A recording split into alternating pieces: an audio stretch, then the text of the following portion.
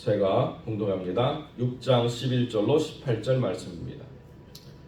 내 손으로 너희에게 이렇게 큰 글자로 쓴 것을 보라.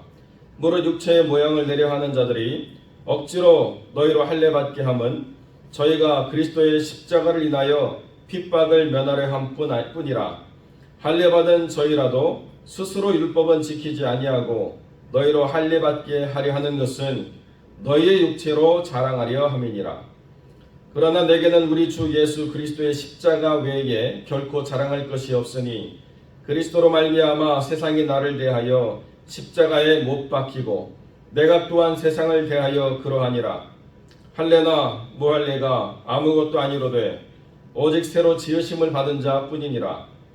무릇 이 규례를 행하는 자에게와 하나님의 이스라엘에게 평강과 긍휼이 있을지어다.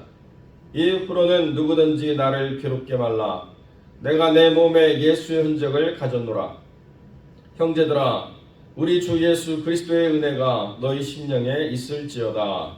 아멘. 오늘 본문의 말씀을 가지고 은혜가 너희 심령에라는 제목으로 말씀을 함께 나누겠습니다. 오늘 본문의 말씀은 마지막으로 사도 바울이 갈라디아 교회를 권면하고 축복하는 내용으로 기록되어 있습니다. 다시 한번 유대로부터 흘러들어온 율법주의자들이 교회를 어지럽히고 자기들의 권위를 가지고 갈라디아 교회를 자기의 권위 아래 두려고 하는 이 모든 행위를 사도 바울이 조금도 용납하지 않고 심지어는 그들이 그렇게 아끼고 우상시처럼 했을는지 모르겠지만 베드로를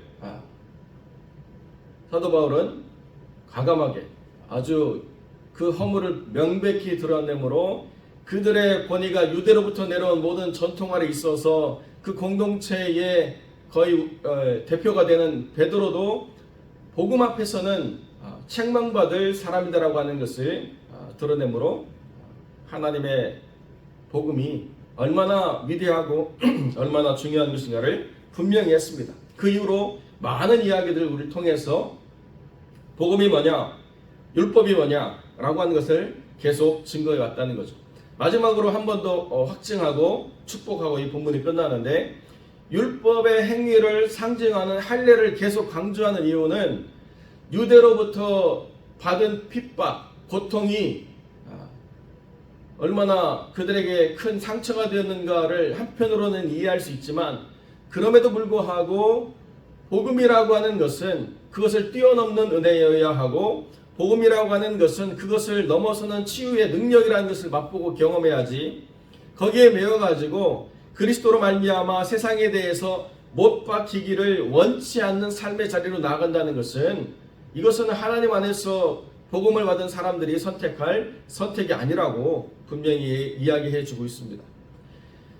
그들이 할례를 강요하는 것은 유대 공동체 안에서 그리스도인들을 핍박하고 내쫓은 그 경험 때문에 자기들이 이렇게 내몰려왔다라고 하는 것을 자랑하고, 내가 예수님 때문에 지금 유대에서 못 살고 이렇게 너희들에게로 나온 이유는 할례 받은 것을 내가 지키지 못했기 때문이다. 그 공동체 안에서 복음 때문에 왔기 때문이다. 그러니까 너희도 할례를 받음으로 우리 공동체에 하나 될 수 있다. 이 고난의 대가를 치른 우리들이 너희를 인정해 주려고 한다면 할례를 받아야 된다라고 하는 이 이야기를 사도 바울이 다시 한번 강하게 부정하고, 복음으로 살아라. 16절에 무릇 이 규례를 행하는 자, 이 규례를 행하는 자라고 이야기하면 규례가 뭐지? 우리가 이렇게 생각하죠. 규례, 다른 규례가 아니고 그리스도로 말미암아 믿음 안에서 살아가는 법, 이것밖에는 다른 규례가 없다는 것입니다. 할례가 규례가 아니고 율법이 규례가 아니라는 것입니다. 그래서 믿음으로 그리스도를 따라 사는 삶, 그 사람에게 또 이스라엘에게 평강과 긍휼이 있을지어다라고 축복하고, 다시 교회를 축복하는 그런 일들을 통해서 갈라디아의 모든 교회들을 바르게 이끄는 줄 마무리하는 거죠. 바울이 아마 눈이 불편했기 때문에 6장 10절까지는 대피를 했을 것이다, 이렇게 사람들이 생각합니다. 그러나 11절부터 마지막까지는 정말로 크게 글자를 써서 자기 손으로 그 글을 마무리했다는 거예요. 이 글이 다른 사람에 의해서 조작된 것이 아니라 사도 바울이 직접 불러주어서 대필자가 썼지만 마지막 서명과 같은 이 11절부터 18절까지는 바울이 크게 글자를 써가지고 그렇게 기록함으로 전달했다라고 하는 것을 보여주죠. 자, 우리가 다시 한번 이 말씀을 기억하면서 복음으로 산다는 것은 세상에 대해서 십자가에 못 박힌 자로 살아가고 내게 또한 세상을 십자가에서 못 박는 삶으로 살아가는 것이다 라고 하는 것을 우리가 확증하는 삶이라는 것입니다. 제가 지난 수요일날 주님이 그 소경의 눈에 진흙을 이겨서 바르시고 그 실로암 물로 보내신 것이 세상을 향해서 우리가 나아가는 삶이다 이렇게 말씀을 드렸잖아요. 우리가 세상을 어떻게 십자가에 못 박겠습니까?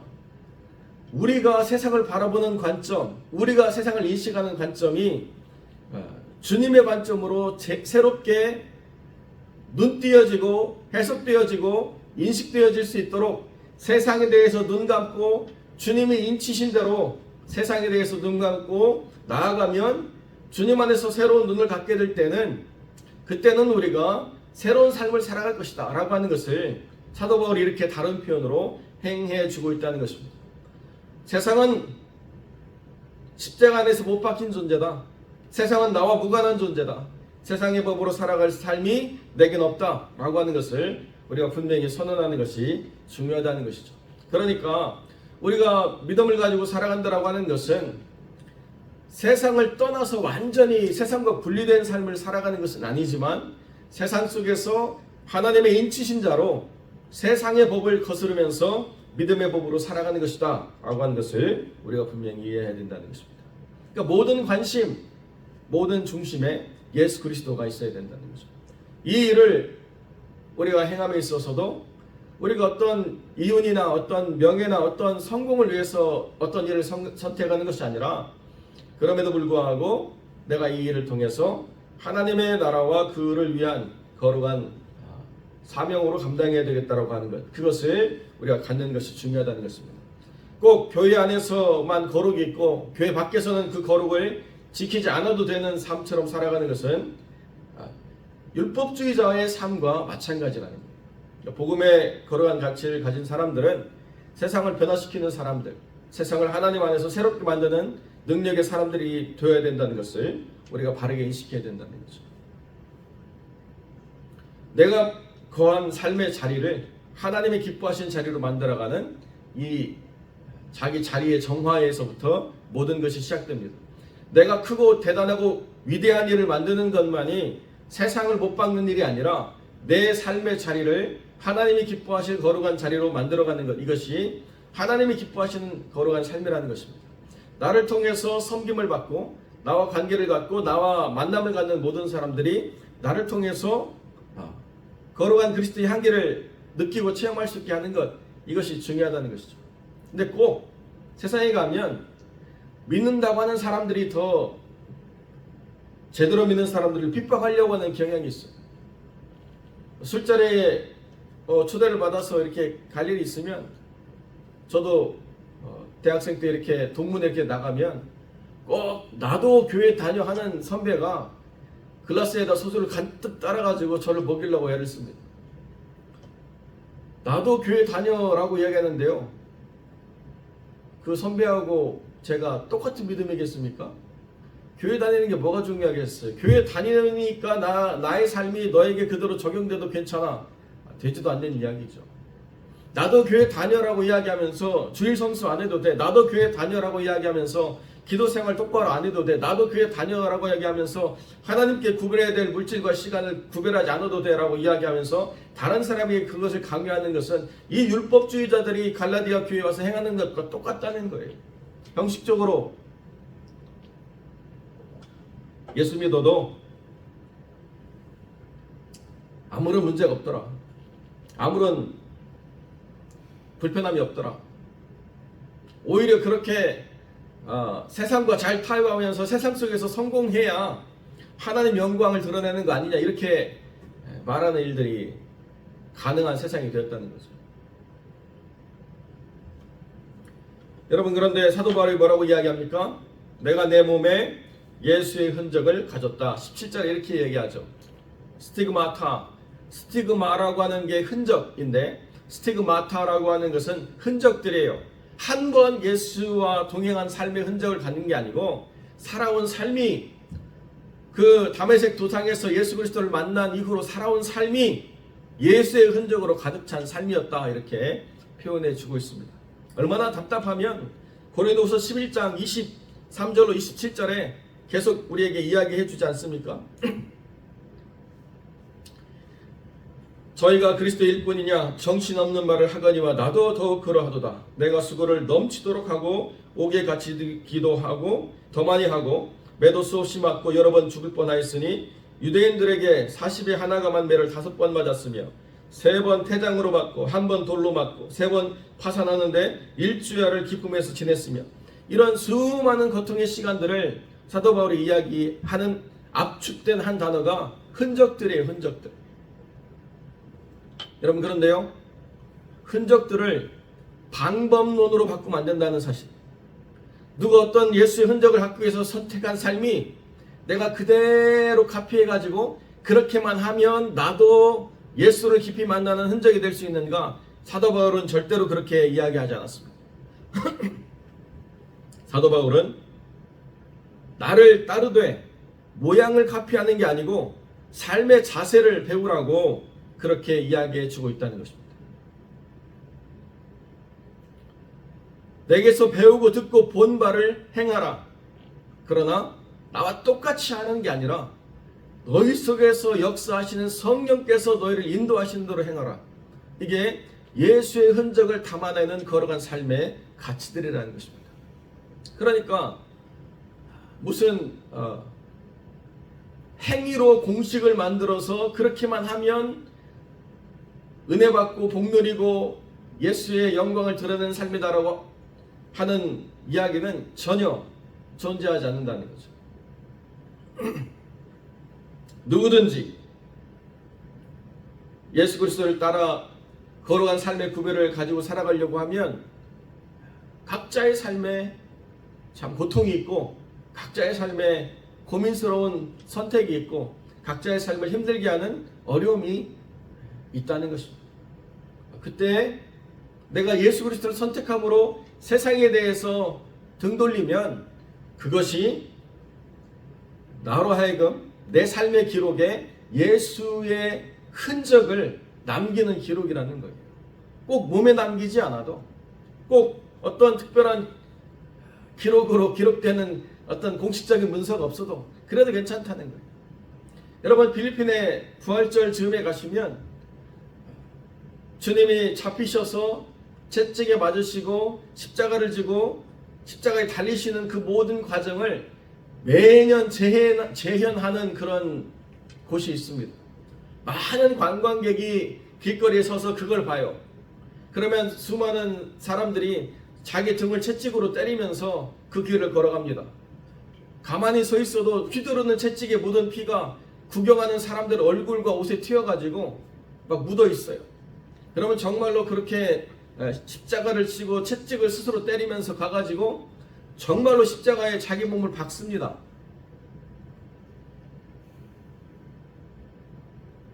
여러분, 그게 예수의 흔적을 낳는 게 아니에요. 그거는 자기 과시고 자기를 높이는 영광이라는 거예요.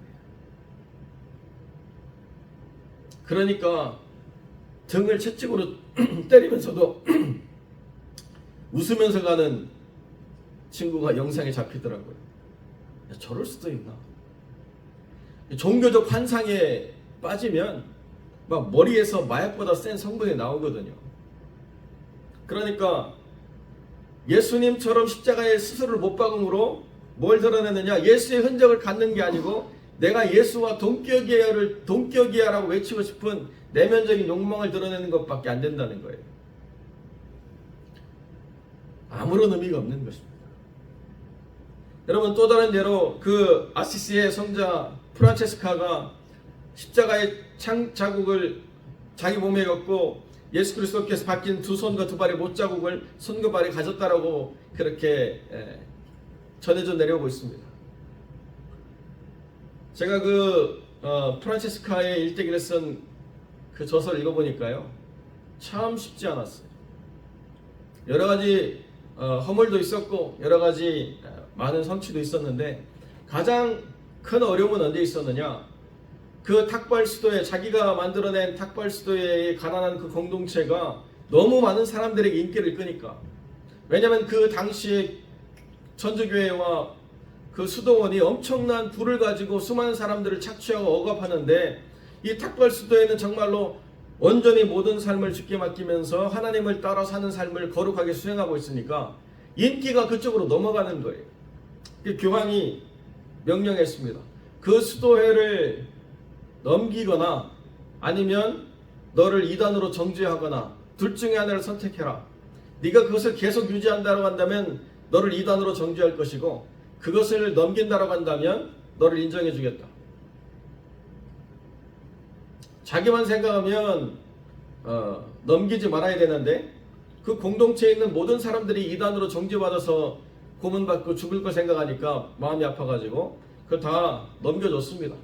그리고 본인은 혼자 이제 완전히 고립돼가지고 모든 사람들로부터 차단된 삶을 살다가 얼마 되지 않아서 하늘나라에 갔는데, 바로 그때 그 모든 사람들이 자기를 떠나고 아무도 없는 그때 그 홀로 남겨진 천막에서 자기의 몸에 예수의 흔적이 임했다라고 이렇게 기록되어져 있다는 거예요. 우리가 생각할 때는 멋지게 자기 모든 것 다 재산 포기하고 사람들 앞에 나타나서 이렇게 살자라고 거룩한 삶을 선택할 때, 하늘에서부터 막 빛이 내려가지고 예수의 흔적을 온몸에 새기면 얼마나 많은 사람들이 그 사람을 보고 따라갈까? 그러나 얼마나 많은 사람들이 내면의 구별됨 없이 그를 좇을까라고 하는 위험이 더 크다는 거죠. 그러니까 모든 사람들이 그를 버리고 혼자 고독스럽게 남았을 때 내 삶이 예수의 흔적은 닮은 삶이다라고 하나님이 그런 흔적을 주셨을지 몰라요. 누가 정확하게 기록한 건 없으니까요. 만약 그게 진짜라고 해도 사람에 대한 자랑이나 자기를 높이려고 하는 어떤 훈장처럼 주신 게 아니고, 자기와 하나님 사이에서만 가질 수 있는 그러한 특별한 경험으로 하나님이 허락해 주셨을 것이다. 사도 바울도 마찬가지죠. 고린도후서 11장에 이 많은 기록을 담아낸 이유가 뭐냐?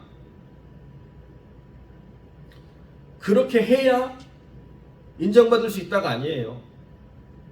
그런 삶을 예수님과 동행하는 가운데 가졌다를 이야기하는 거예요. 어떤 어려움이, 어떤 고난이 누구도 이해할 수 없는 삶의 자리에 있을 때, 그럼에도 불구하고 하나님이 그 고난의 잔을 우리에게서 거두시지 않을 때, 그때 우리는 어떤 선택을 하느냐? 내 삶에 예수님의 흔적을 받을 만한 자격을 내가 가졌다고 하나님이 생각하시는구나. 그러면 내가 이 고난의 잔을 예수님처럼 마셔야 되겠다 라고 선택하면, 그러면 하나님 안에서 그 고난으로 말미암는 엄청난, 정말 그 어떤 것도 비교할 수 없는 하나님의 영광에 거룩한 것으로 하나님이 갚아주실 뿐만 아니라, 그 고난의 그 때를 이기고 나면 사소한 문제로 휘둘리는 영적인 나약함이라고 하는 게 다 씻겨 내려가 버리고, 보다 본질적으로 주를 따르고 온전한 모습으로 주 앞에 서려고 하는 명확한 신앙의 기준이 바르게 서게 된다는 것입니다. 이것이 예수의 흔적을 가진 사람들의 거룩한 삶의 가치라는 거죠. 사도 바울을 기준으로 놓고 그를 이기려고 뭔가를 만들어내려고 하는 어리석은 삶, 사도 바울을 괴롭게 하는 삶이라는 거예요. 그런 것 가지고 나를 괴롭게 할 필요는 없다는 거예요. 나는 이미 예수의 흔적을 가진 삶이라는 것입니다. 살아온 삶의 모든 여정에 나와 함께 하신 주님을 내가 맛보고 느끼고 경험했다는 거예요. 우리 신앙생활이 이렇게 주님과 동행하는 삶이 될 때 세상이 어떻든지 우리에게는 아무런 영향력이 없다고 우리가 분명히 선언할 수 있다는 것입니다. 이자율이 높아지든 집값이 오르든 자녀가 어떤 선택을 하든 다 하나님의 주권 아래 있다. 그것보다 더 명확한 진리가 어디 있습니까?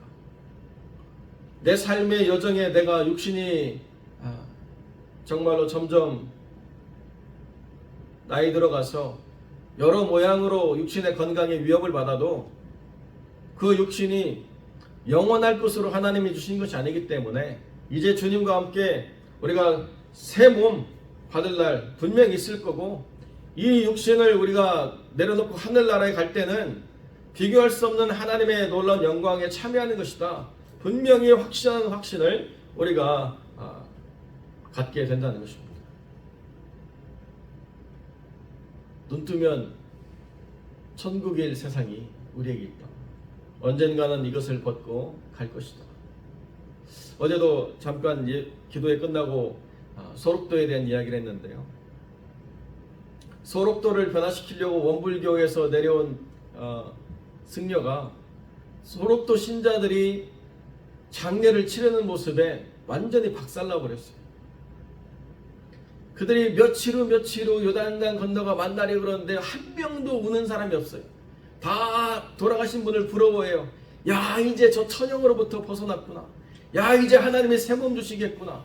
야, 이제는 눈으로 보고 입으로 맛보고 귀로 듣고 코로 숨쉬는데 아무런 장애와 불편함이 없구나. 이제는 손가락 발가락도 떨어져 나가지 않겠구나. 이제는 눈썹도 빠지지 않겠구나. 얼마나 돌아가신 분을 부러워하는지 충격을 받았다는 거예요. 자기는 죽음에 대한 아무런 해결을 못했는데, 그리고 와서 자기가 와서 목탁을 두드리는데요, 자기 입에서 며칠 후가 나오더래요. 이게 무슨 소리냐? 하나님이 그 영혼을 사로잡아가지고 하나님께로 인도하는 소리예요. 그 며칠 후가 머릿속에서 떠나지 않아가지고 결국은 이분이 그리스도인이 되고 복음을 증거하는 증거자가 됐습니다.